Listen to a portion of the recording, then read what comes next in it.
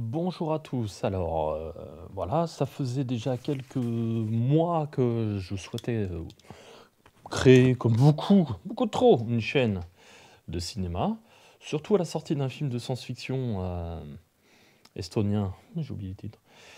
Et là, je me suis dit, ce qui pourrait être intéressant, au moins un angle que je ne vois pas parmi les youtubeurs que je regarde régulièrement, sans autre chose, c'est l'angle cinéma et littérature. Et donc, je vous propose ça. Et pour commencer, bah, avec les Trois Mousquetaires, ça c'est à propos. Alors justement, les petits débats contradictoires peuvent titiller et faire qu'on soulève des points auxquels on n'avait pas forcément pensé, ou on répond à des polémiques qui ont peut-être lieu d'être, justement, bon, et celle de l'adaptation, voilà, celle de l'adaptation. Alors, le film est une adaptation du roman. Bon, seulement quand on met adaptation, évidemment, du roman Trois Mousquetaires, on le met parce qu'on est obligé de le mettre. Qu'est-ce que vous voulez mettre d'autre? On va pas dire c'est les Trois Mousquetaires d'après une histoire de. C'est les Trois Mousquetaires de ces deux personnes. C'est un film qu'on a inventé nous tout seuls. Mais on va pas voir ça. Donc on est bien. Voilà, on va mettre c'est une adaptation. On va pas entrer dans les complications. On va mettre. C'est un film d'après le roman, mais attention. Bon, on va le dire oralement. Là, je n'ai pas vu dans les bandes annonces, dans les interviews des uns des autres.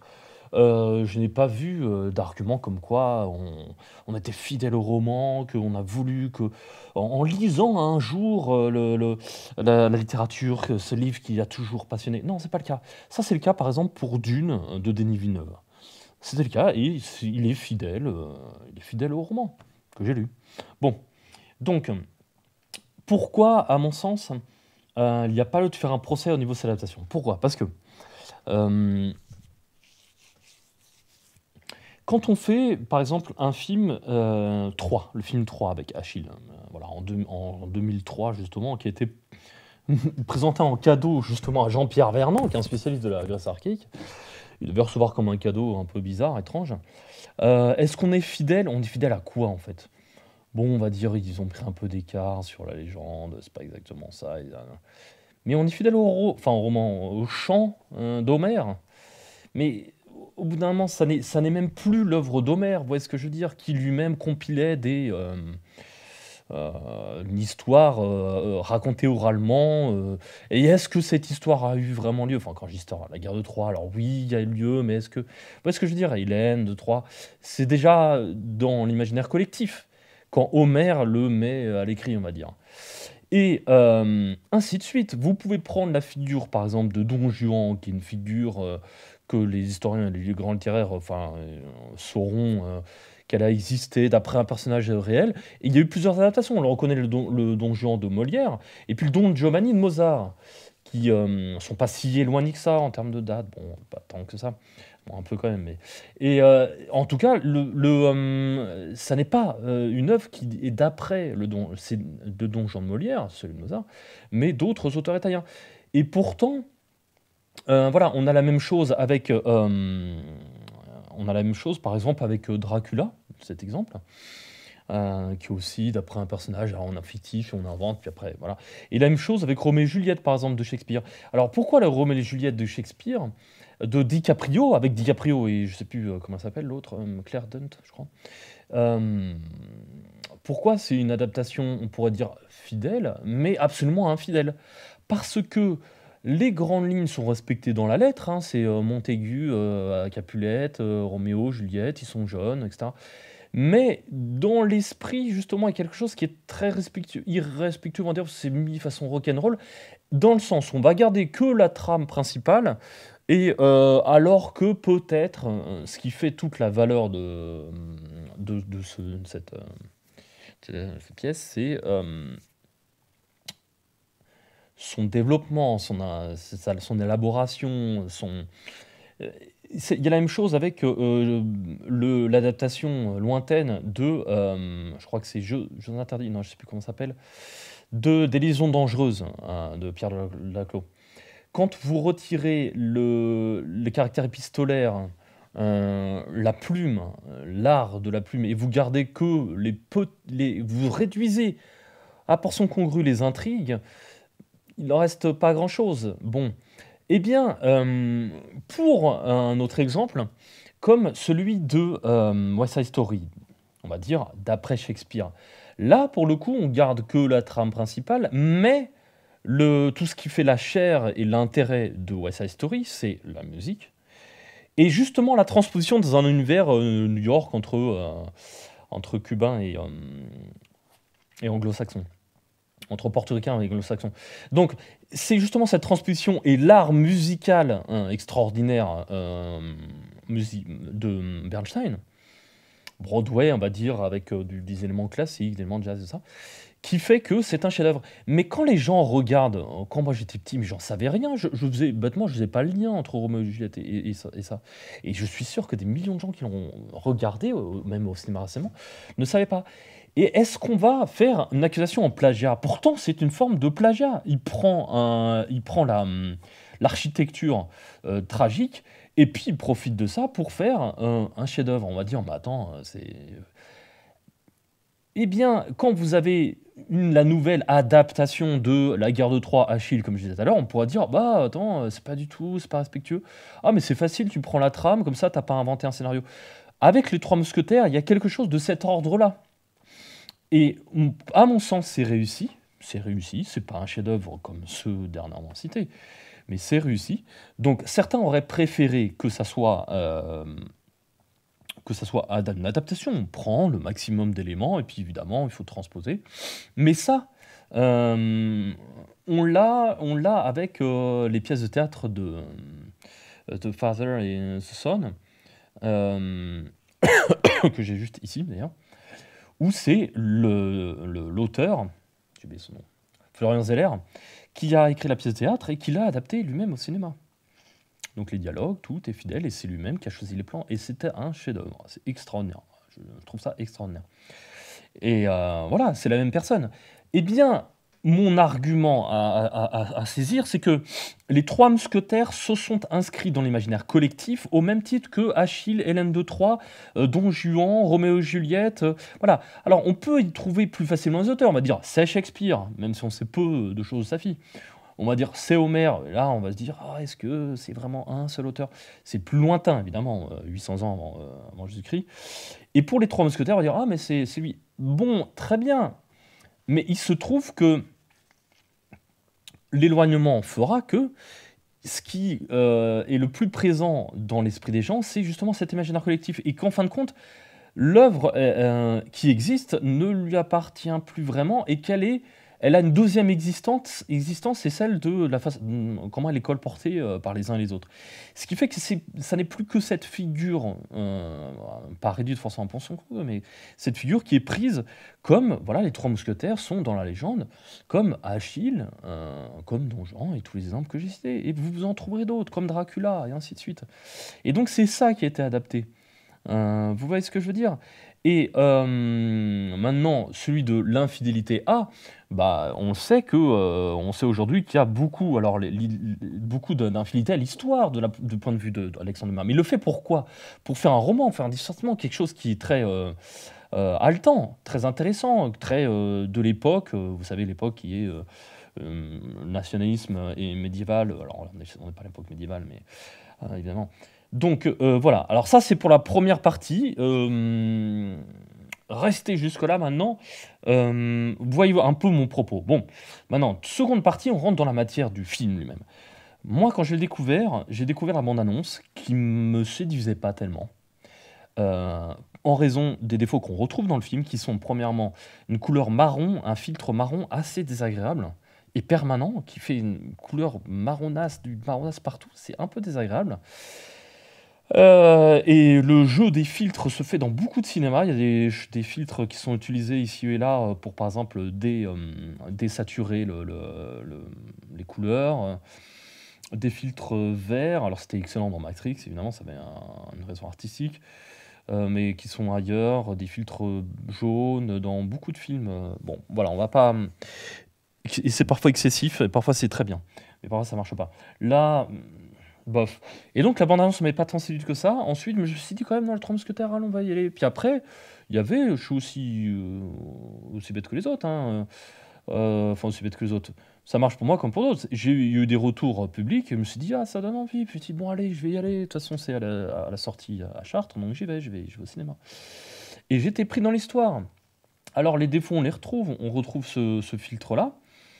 On retrouve le caractère un peu trop actuel par certains endroits. On sait que c'est fait maintenant et pas dans les années 70. Mais j'ai encore dans les yeux les films de KPDP des années 60, surtout, 70. C'est extrêmement coloré. Ça correspond justement à la mode de l'époque. C'est assez désuet dans ce sens-là. Et comme les péplums dans les années 50, c'est mais absolument, on pourrait dire d'un point de vue bêtement historique, c'est complètement n'importe quoi dans les costumes, les habits militaires. Bon, c'est assumé à l'époque, c'est assumé aujourd'hui. Donc, il se trouve que l'utilisation du cuir, François Civil le dit même dans l'interview, l'acteur d'Artagnan, excellent, le dit lui-même dans l'interview, c'est pas d'époque. Et évidemment que tous ces costumes marrons ne font pas trop d'époque. Alors c'est séduisant d'avoir, comme on avait dans les films des années 60, cette grande croix des mousquetaires, et ça correspond plus à l'époque, le bleu, le rouge, c'est flatteur. Là, voilà. Là, en revanche, ce qu'on gagne avec ces costumes-là dans ce film d'aujourd'hui, c'est un élément qu'on retrouve dans les westerns spaghetti. Ça doit être ça la référence. C'est celui les gens sont sales, les gens sont crades, ils se battent et puis ils reprennent à cheval et puis ils se retrouvent dans la cour d'entraînement, puis après ils vont discuter avec Richelieu, Louis XIII et ainsi de suite. Et puis les gens à l'époque ne savaient pas trop, surtout au XVIIe siècle. Bon, eh bien, et ça marche très bien, ça marche très bien. Ça offre un second contraste que j'ai relevé, que je trouve très, très artistique, très poignant, très parlant, très émotif, presque, enfin émotif, vraiment qui crée de l'émotion, c'est-à-dire le contraste entre des gens qui sont pétris dans les affaires, dans les conflits, dans les combats, dans les morts, dans le sang qui est là, et on voit que ça les impacte. C'est pas oh, je vous ai tué en grand seigneur, comme dans les films, mettons, sur les légendes arthuriennes aussi, où il y a des morts, mais tout est propre, etc. Là, on sent qu'il y a l'effort dans les combats et que c'est malheureux, il y a des morts. Et voilà. Eh bien là, on voit ce contraste entre ces morts-là, la saleté des gens, mais que c'est pas du Quentin Tarantino non plus, hein, vraiment loin de ça. Et la beauté des décors. Et là, les décors sont des décors naturels, c'est-à-dire, c'est, mettons, le Louvre, l'île de la Cité, voilà. Et c'est là où on se rend compte que le cinéma français a tellement à apporter, a tellement déjà, pas besoin de construire des grands studios, hein. Comme en Californie, avec des coûts exorbitants comme le Cléopâtre de l'époque. Non, non, il suffit d'avoir une autorisation, une défiscalisation comme on a en France, et puis faire comprendre que c'est partie du soft power. Bon, peut-être il y aura des coûts quand même, mais voilà, un jour où le Louvre est fermé, hein, je crois qu'il est fermé le lundi, et ben voilà, mais c'est absolument merveilleux. Et là, l'immersion est excellente. L'immersion est excellente, c'est-à-dire qu'il n'y a pas une caméra démagogique. Il y a pas la caméra qui, et à un moment, on voudrait presque, comme toujours, vous voyez le côté, les vues de loin. Alors aujourd'hui, avec les drones, on peut faire encore mieux, on fait très facilement. Et puis c'est très flatteur, puis on a une vue panoramique, une vue de hauteur. Et puis là, le bâtiment, on est là, waouh, comme c'est beau, comme c'est grand. Ah, ce Louvre, la Tour Eiffel, plus tard, enfin pas dans le film, hein, évidemment. Ah, super. Non, non, non, non. Là, on est immergé dedans et on voit qu'en fait, il y avait des gens à l'époque pour qui c'était le Palais Royal et que c'était l'exercice du pouvoir, que c'était investi. C'est pas comme aujourd'hui, ça n'était pas la France musée. Le lieu du couronnement, le lieu du mariage, ça n'était pas la France musée. C'est pas on observe, c'est on y vit. Et donc ça rajoute à l'immersion, ça rajoute à le côté sublime et glorieux. Et maintenant, sur cette caméra immersive, elle a ses excès, elle a son intérêt et ses excès. Elle apporte quelque chose comme une agitation. Donc, on est pris dedans, on est pris avec les personnages, voilà, c'est très bien. Mais parfois, c'est un peu trop, c'est les reproches qui ont été faits, et ces reproches, je crois, sont assez justes. Et en revanche, je souligne quand même, pour pas que cette vidéo soit trop longue, je souligne quand même des choses qui sont très bien faites. C'est-à-dire, premièrement, il y a des choix qui ont été pesés et travaillés. Celui de la rencontre d'Artagnan avec les trois mousquetaires. il aurait été facile de faire 3 fois la même chose. Or, c'est des déclinaisons. La première fois, il est pressé, il court, il bouscule, il s'excuse. Athos lui dit, mais c'est pas suffisant. Rendez-vous au duel. Fait, ok. Ensuite, il retombe. En tombant, l'un se moque. D'Artagnan se relève. Il dit à Porthos, mais comment vous vous moquez de moi? Duel.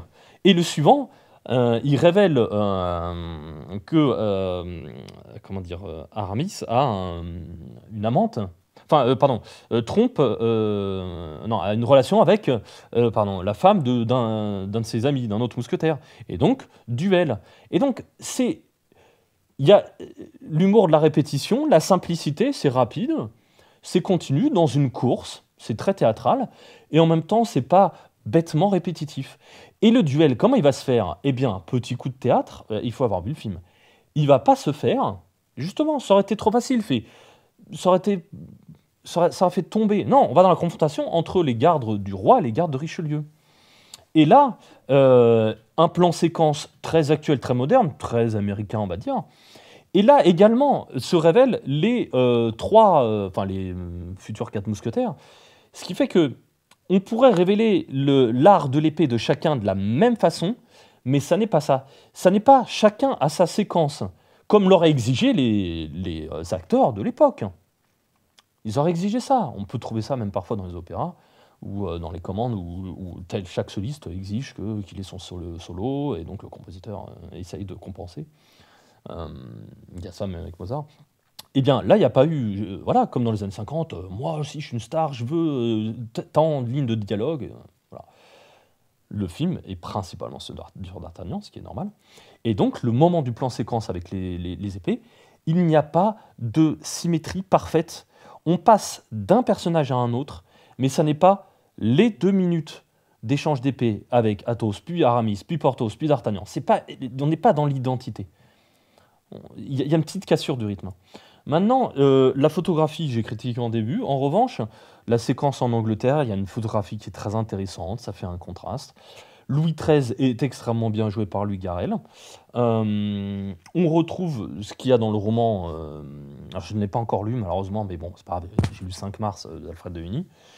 Et on retrouve ce qui est sûrement vrai sur un Louis XIII qui est un petit peu timide, qui n'est pas trop fait pour la chose politique et qui laisse plutôt ça à Richelieu et qui n'aime pas trop la guerre, même si c'est un roi digne de sa fonction, on va dire.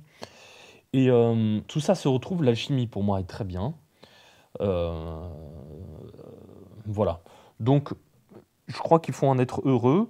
Et les dialogues, je trouve les dialogues bien soignés. Les dialogues ne tombent pas comme beaucoup de films, que ça soit dans l'élocution ou dans les termes eux-mêmes. Ça ne tombe pas dans le côté précieux parce que les gens à l'époque, ils parlaient. Non, non, non. On est on comprend le terme, mais c'est un langage soutenu. Il y a l'écriture qui relève un peu du théâtre, mais sans trop en faire, qui relève de l'esprit, mais sans forcément faire trop du voltairien, ni du rabelaisien, ce qui serait un anachronisme pour les deux, ni de l'actuel, ce qui serait aussi très désagréable, comme par exemple Marie-Antoinette de Sofia Coppola.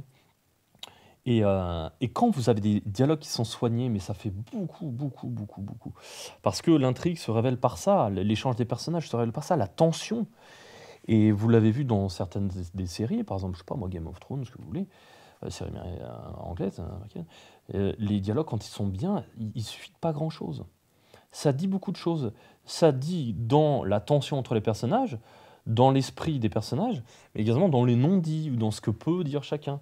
Et voilà, donc les personnages sont caractérisés, tout ça, et espérons la suite. Ce qui est drôle, c'est que voilà qu'on va avoir un film en 2 parties, comme Dune était en 2 parties, ce qui est nécessaire, ce qui est généreux, je crois qu'il faut être content de ça, pas se plaindre uniquement. Et évidemment qu'on aurait pu vouloir une adaptation parfaite, évidemment qu'on aurait pu vouloir autre chose.